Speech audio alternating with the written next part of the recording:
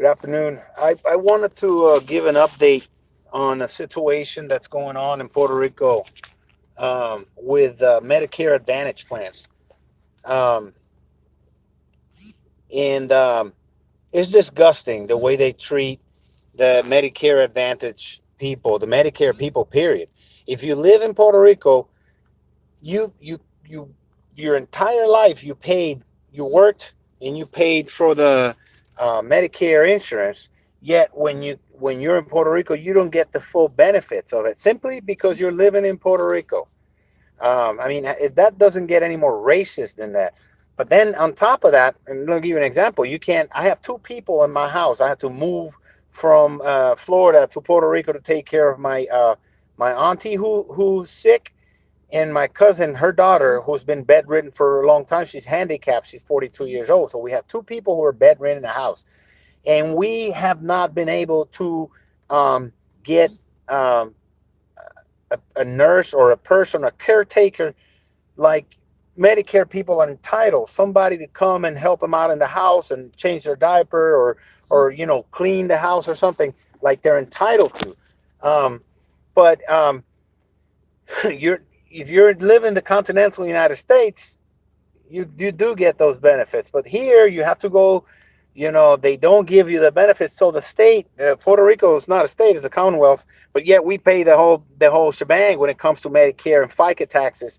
Um, you don't get the whole benefits. You don't get the person who helps you, then assists you from bathing and cleaning the house and whatever. Um, so right then and there, it's abusive. Now the companies that they have, the insurance companies that they have, with most of them are multinational corporations in the United States, HMOs. Let me give you an example. My auntie, she had a hydronephrosis in which means that her left kidney got clogged with a kidney stone, and it filled up with fluid and infection. So we had to take her, a horrendous pain. We had to take her to the emergency event. About a few days later, after they treated her with antibiotics, they put a double J implant, which is a drain that goes all the way from the kidney to the urethra, so that she could drain that. They couldn't remove the stone because it was too dangerous, because there was too much infection in there, and they don't want to stir the pot and risk making her septic. So now when I leave, she then, after they did the implant, she had emboli, which is particles came out of her heart in platelets and stuff. I think she fibrillated, and they went and clogged the circulation to both her feet from the ankle down. So they had to treat her emergency with anticoagulants and stuff to break up the emboli. And eventually they released her, and they released her on an anticoagulant and some antibiotics. And the insurance company did not want to approve the anticoagulant. Um, Number one, I'm sorry, they didn't want to. I went for a CT. I went back for a follow up. I went did an X-ray. I went to the urologist for a follow up after the hospital. Did the implant. He says you need, so give me an X-ray. He wasn't satisfied with the X-ray, so I said go get a CT scan. Now here's where the fucking thing starts. The people at the company's name is Triple MMM, and they handle Medicare Advantage plans. So they said that they sent me a letter saying, oh, we don't have any proof that you need abdominal pelvic CT scan, because we don't have any evidence of a kidney stone or any other unknown managers. So I went back to the office. Are you kidding me? You're the ones who paid the doctor to perform an emergency implant. And if because of a stone, you have the entire record of all the imaging they did at the hospital, and the prescription from a doctor, from a trained specialist who went to college for 12 years or some shit like that, 10 years, I don't know how many, 8, whatever, a long time as a specialist. This person is an expert at what he does. Yet you, a bureaucrat, paper pushing bully, are trying to deny coverage for a CT scan, abdominal pelvic.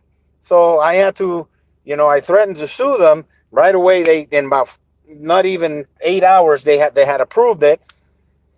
Now my ended up that my auntie, those blood clots, well, they were able to clean, to get rid of all the clots in the right leg, but the left leg, the left toes, most of them went with gangrene, developed gangrene from the blood clots. So I just took her an emergency again few weeks ago, and she had her left foot amputated, half of her left foot amputated. Now the doctor found out when she was in there, because she went into cardiac, not arrest, but she went into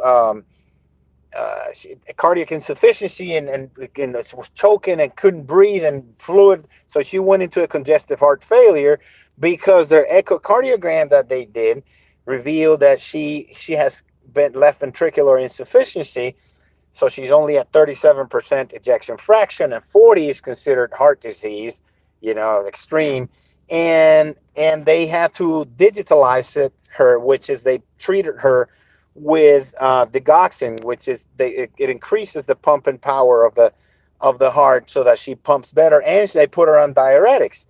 Well, they sent me a letter saying that I had to justify the putting the prescribing of digoxin in order for them to continue coverage. This is a life-saving medication to save a patient from congestive heart failure, from dying. And this was prescribed by a doctor in a hospital in an emergency situation with testing done that was read by a cardiologist. And they say they're playing this game in Puerto Rico, and I don't know if they're doing it in the continental United States, but they're playing this game and with this scumbags, because that's exactly what they are. The pieces of shit, the companies that handle the health of our elderly in Puerto Rico. They're trying to let as many people die, especially if they get really sick, because those are the ones who are costing them more. And I don't know how many thousands of people are dying because of this, but somebody needs to investigate that. How many people are dying because of red tape from these companies? These people are committing genocide against Puerto Rican people, and that's not an exaggeration, because there are people out there. My auntie's lucky because I came and dropped everything. I'm doing everything for her.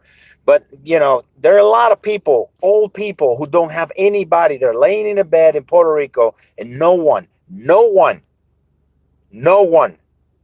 is out there to do all this appeals and all this bullshit. You have to go, and there's another one. You have to go pick up, right now I'm on my way to go pick up the freaking results from the CT scan, because they're I don't know why they're not sending them straight to the doctor's office. It's a clusterfuck of red tape that these companies are requiring the providers of healthcare in Puerto Rico to do. And somebody needs to step up. We need to, first of all, file class action lawsuits against these people, because they're literally killing people with red tape, and they know it. And since they bought and paid the politicians, not only here, but in the United States, they're doing the same shit. They just did it in Texas with the Republicans, this fucking warmongering, hypocritical right-wing, evangelicals. They just they're taking out the provisions that says that you cannot be denied coverage if you have a pre-existing condition. Pre-existing condition is nothing but a right-wing term to say that you're sick. Okay, so if you're sick, we can't help you. But we're a health insurance company they're supposed to take your money and then pay for the services that you need health-wise. So the crisis, this is a crisis. You want to talk about an emergency and a crisis? We have an emergency and a crisis in Puerto Rico, but I don't see anybody shutting down no fucking government down over a bunch of brown people in an island. So, but something needs to be done about this situation.